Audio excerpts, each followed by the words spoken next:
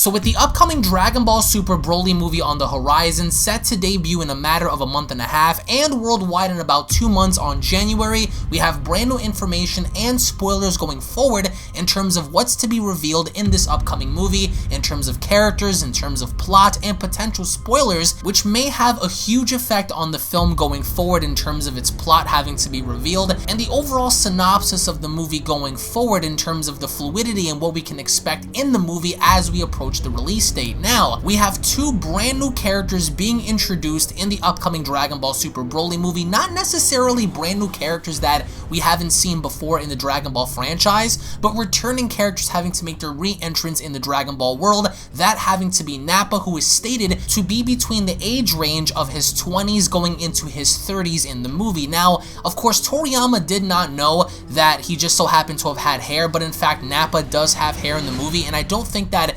Nappa's going to have any sort of significance going forward because we know that he dies. So if anyone out there is expecting for Nappa to live or for the Nappa character to have a retcon, he will not have any sort of change other than his appearance. He does look thinner, however, alongside Nappa, we are going to see a Kid Raditz in the movie as well. So nothing new there in terms of introducing groundbreaking characters that we haven't seen before, but this is definitely new and a new take on the characters themselves because we never saw what it was like for Nappa and Raditz to be within their natural habitat of planet Vegeta and interacting with their own people, aside from having to come to Earth and fighting Goku and fighting the other heroes alongside with them. So Kid Raditz confirmed, Nappa with hair confirmed to be in the upcoming movie. Now, it was also stated by Herms98 on Twitter that Broly is going to constantly change in the movie. Now, one of the major changes in the movie is going to be Broly having to grow up from a child into an adult and showing his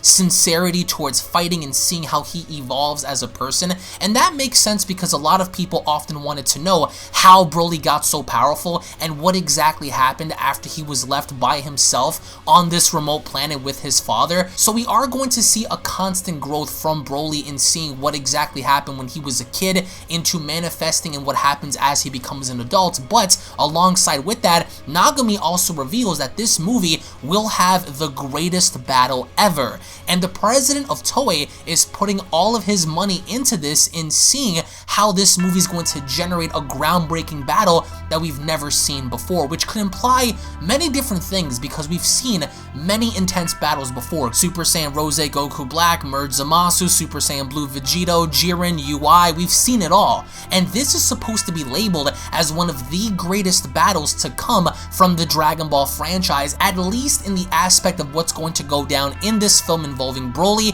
Vegeta, Goku, and Frieza. Now, Shimada states that the battle scenes are going to be very fast-paced and very color-coded to give the overall battle some depth between Broly, Goku, Vegeta, and Frieza. But alongside with this, it is also stated that once Broly taps into his full power, he is going to have a very different transformation, a very different evolution than what meets the eye. In what Broly's bio depicts him in the movie, his power level is quoted to be a gigantic full power transformation triggered by intense sorrow, with pupilless eyes and a 3-meter tall muscular frame.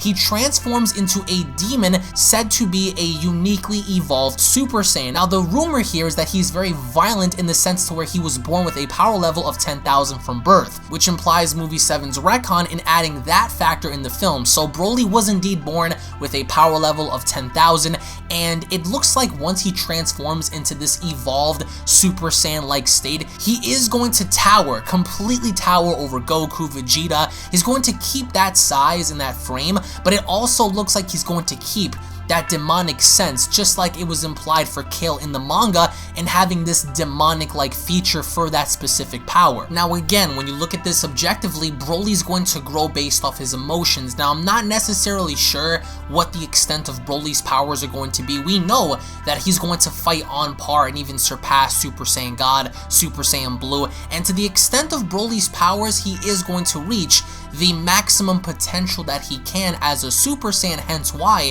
it's called Full Power Super Saiyan God, and the growth of Broly is going to be so far ahead that Broly's going to grow unlike any other character naturally, in a sense to where he's going to be fighting with pure hatred, with pure rage, and the emotion and the sorrow that he went through all throughout his life is going to play a huge factor in this movie. Now, there are lots of rumors and speculations that we are going to see brand new things pop up in the movie, which is bound to happen either way, and we have fake spoilers having to be floating about, including the arrival of Vegito versus Broly, which is completely fake, and alongside many other things. The premiere of the film is being displayed right now in Japan and is going to be distributed privately, with people having to sign NDAs for non-disclosure agreements and not releasing any information. So we are going to be diving into heavy spoiler territory in the next couple of weeks in terms of what we are bound to see in the film, in terms of the execution of Ultra Instinct, perhaps maybe the introduction of Gogeta, and even seeing the extent of what's going to happen towards the end of the movie if Broly lives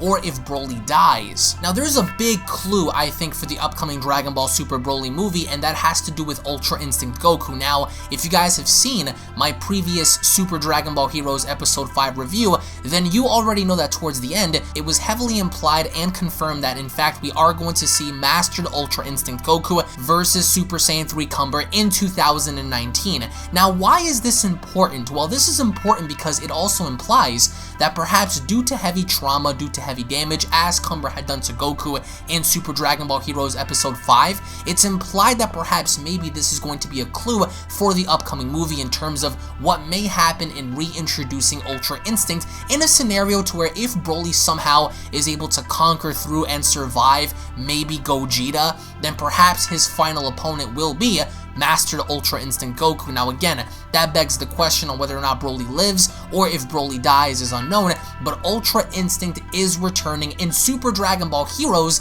but not necessarily Dragon Ball Super yet. But it is implied right now that due to the overwhelming stress of them having to fight Broly, they're going to need a greater power, and I think that this great power is going to be the execution of Ultra Instinct. But the question is, are they going to execute Ultra Instinct first and using that and then going into Gogeta, or are they going to execute in playing into Gogeta's card and then revealing and executing Mastered Ultra Instinct as the final be-all end-all for this film? Now, again, you have to take Super Dragon Ball Heroes with a grain of salt. However, they have proven before to confirm many things, even way before the introduction of Dragon Ball Super's portrayal. For example, Super Dragon Ball Heroes and Dragon Ball Heroes as a whole revealed Super Saiyan Rose Goku Black, the character concept of Goku Black, Zamasu, Merge Zamasu, and even Super Saiyan Blue Vegito back in 2016, way before the anime even introduced those concepts. So that implies that this is going to be something that we have to keep our eyes for. And by the way, I also want to know in the comment section below how you guys personally feel